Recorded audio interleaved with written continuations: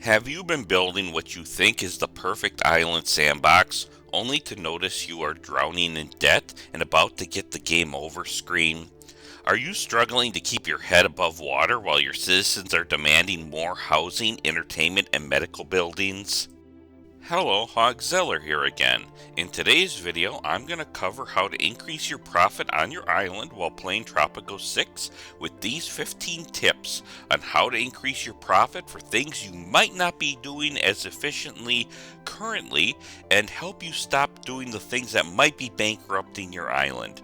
Please note that I am going to focus only on the base game and not be talking about any of the DLCs, with one exception which will become apparent later. If you like these kind of videos, press that like button. If you have a question, leave a comment below so I can reply, and please subscribe to my channel. Let's get started.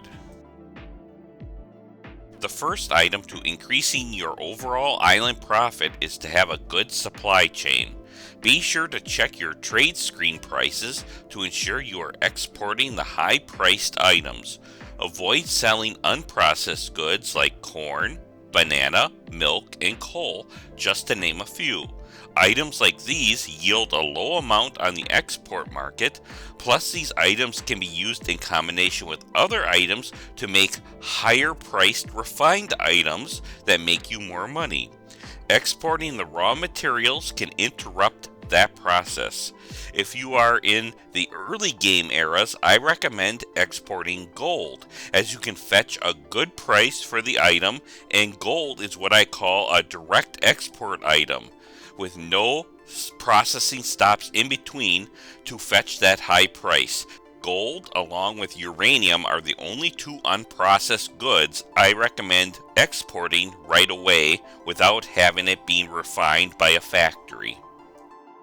Other items for your supply chain you should focus on is the sugar into rum in the colonial era. In the World Wars era, you should be producing boats by turning logs into planks, which then can be turned into boats. You can take tobacco and turn it into cigars, but most importantly in the World Wars era, you should be focusing on weapons. You take coal and iron, turn that into steel, then take nickel, and when you combine that at a weapons factory, you get the very profitable weapons. In the Cold War era, make cars, as they are more profitable than weapons, and they use steel and rubber. In the modern times era, add electronics and uranium into the mix. Yes, I know uranium is that raw resource, but you do get a nice price for just exporting this unprocessed good. The second item is to sign good trade routes. When you are on the trade screen, there is a percent value next to each item which signifies how much above the normal export price that nation will pay for that resource in the selected amount. There are usually three options for the selected amount. Paying above the normal export rate will increase profit. So if you have a trade export route that has a percent that is way above, like 5% or 10% or even higher, you should consider signing that trade deal as long as you can deliver on that resource. When you build the Cyber Operations Center, you can complete the market manipulation raid for export and import routes, which after the raid is complete will give you a series of very profitable trade routes with a high above market percents if you are exporting items, or a very good deal on import routes. The third item is to try and build your related buildings together. The adage is time is money, and that is very true in this case. You do not want to have large gaps in your production chain if at all possible. There might be cases where you will have gaps when certain resources can only be put in certain locations on the island, like with mines. Try and keep all your production buildings close together so that the resources spend less time in transit on the road. You will need less Teamsters then, and if possible, build the items as close to the dock as possible so that you can export the items as fast as possible and increase your profit. The fourth item is limit your imports. Imports obviously cost you money and can eat into your export profits. Most imports will have a premium that you must pay above the normal price on the trade route screen, so it is always advantageous to produce all items you need locally on your island. This might not always be possible given the island layout or what resources are available on the island.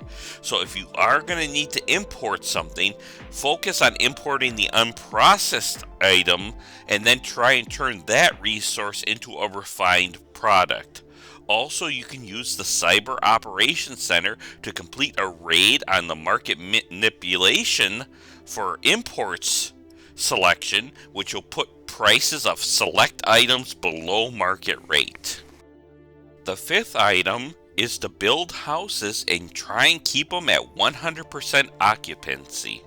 I know this tip sounds counter to the title of this video about making a profit, but this does help you make a profit, as when you build housing, your citizens will pay you rent, and in most cases, if the housing is fully occupied, then you are taking in more money than it takes to maintain that housing unit, making you a profit.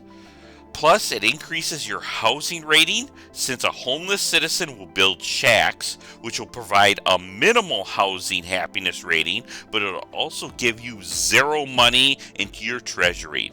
So make sure that you build a variety of housing, as higher wealth citizens will give you even more money on fully occupied, higher wealth class buildings.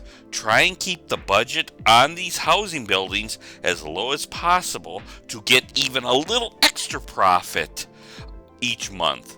But I generally keep it at the middle budget option.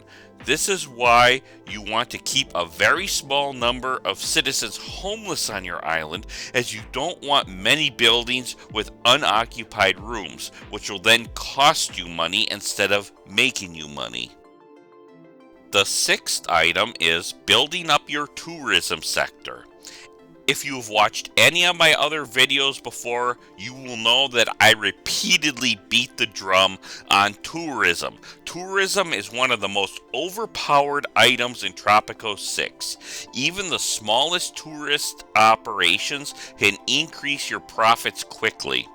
You can do something as simple as 4 to 10 basic hotels, and then maybe a snorkel bay, a golf course, a casino with the double or nothing work mode, the Funfair Pier for the child tourists, and a restaurant. All these items, make sure that you are checking the tourist only work mode so that when the tourist goes to these entertainment buildings, they will pay 6 times the normal fee. In the modern times era, you can even add the economy hotel with the half room work mode to really increase the number of open rooms. You can also build a yacht club to get those high fancy tourists that'll really pay top dollar to come to your island. Tourism is the quickest way to increase your profit on your island, no doubt about it.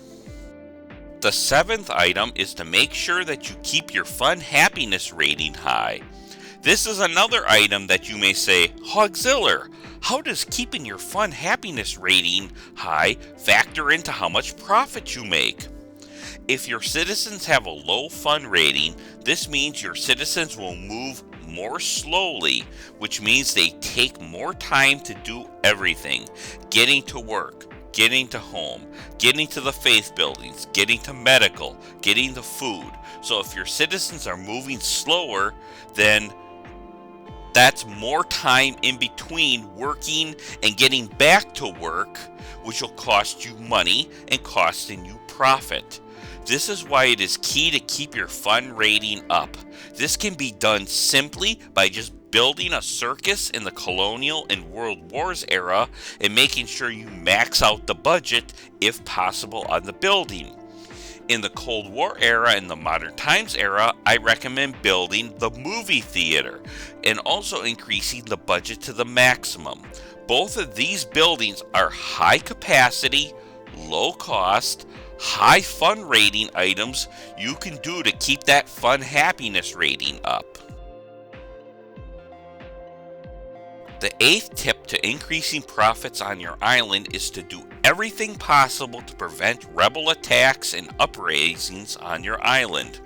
When you have a low overall happiness rating, especially with the liberty rating, then your citizens can turn rebel, and then these rebels will start attacking important buildings on your island, which is usually a building that is creating profit for you.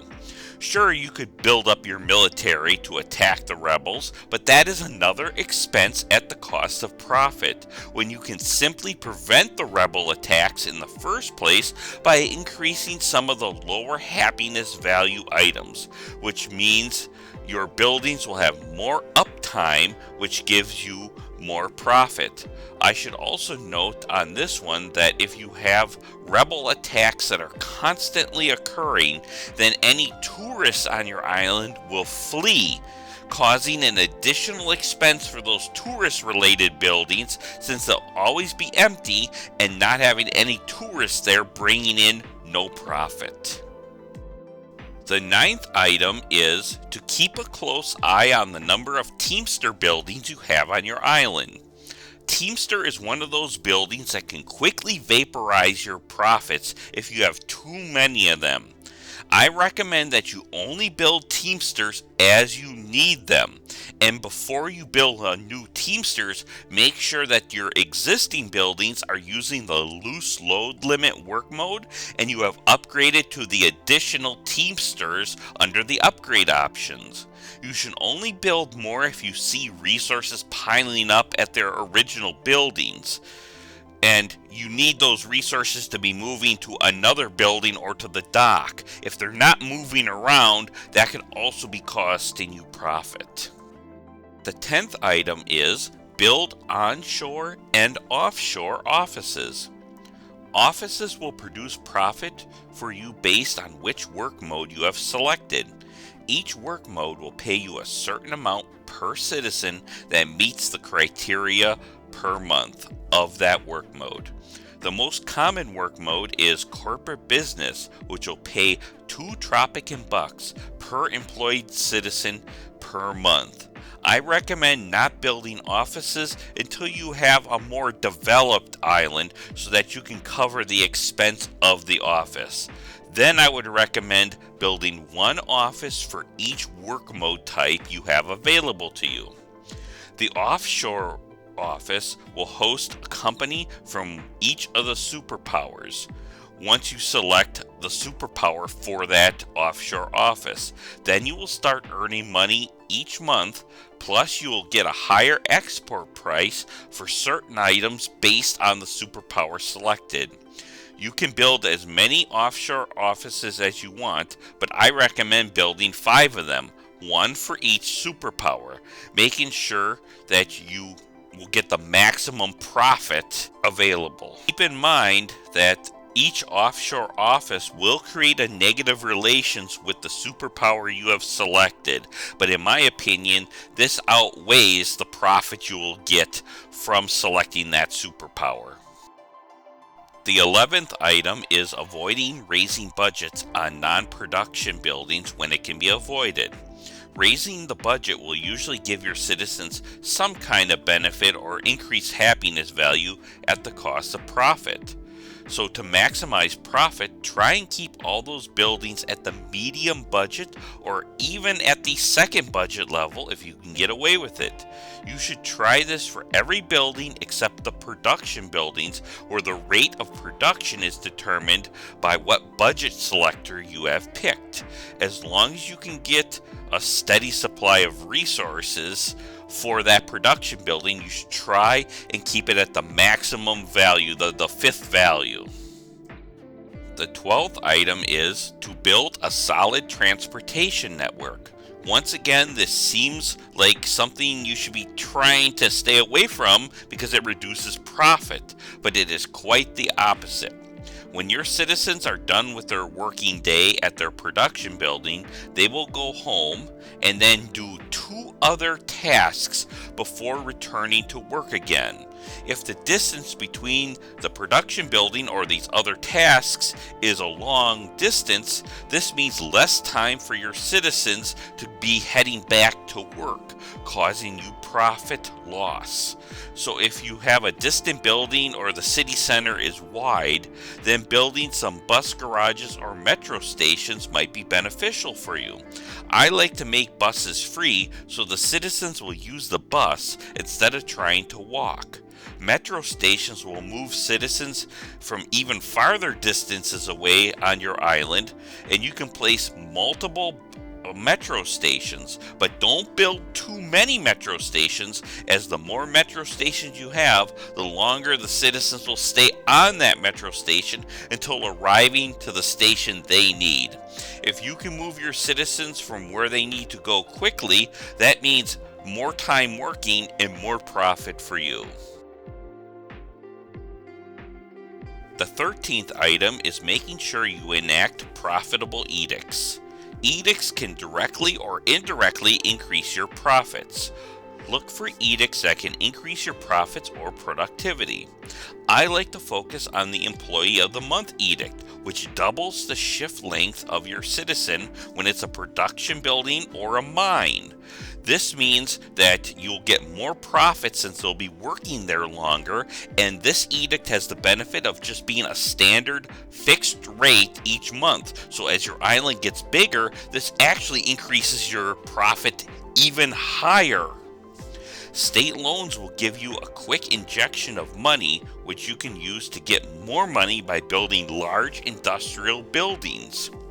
The Legalized Substance Edict will get you 1 tropic and buck additional on top of the standard tourist fee for each entertainment building a tourist visits, which can add up quickly and further increase the insane profits you are already getting on tourism.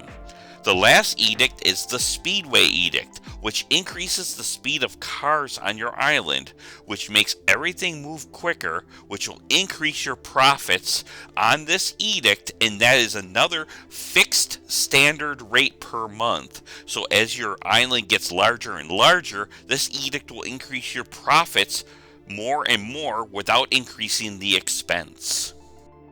The 14th item is to make sure that you have the Constitution option selected correctly. There is not too much here for this one, but to make sure on the economy selector that you are selecting economy first, which will increase the industrial production and it'll increase the meaningless pollution. So really select this. Get the increased industrial production, which will increase profits. The 15th and final item is the only item that is outside of the base game. This is an item from the New Frontiers DLC and is the Reclaimer. This is an item that takes the pollution from industrial buildings around the Reclaimer and produces the raw resources from it. This only applies to coal, iron, oil, gold, aluminum, uranium, and nickel. You can then use those raw resources that the Reclaimer pulls in and reinvest them back into those same buildings. If you lay this out correctly, having the Reclaimer with industrial buildings around it, you might only need 1 or 2 reclaimers. Change the work mode to find particles and purchase the upgrade to auto change the filter, and this setup can be self-sufficient, making you more profit.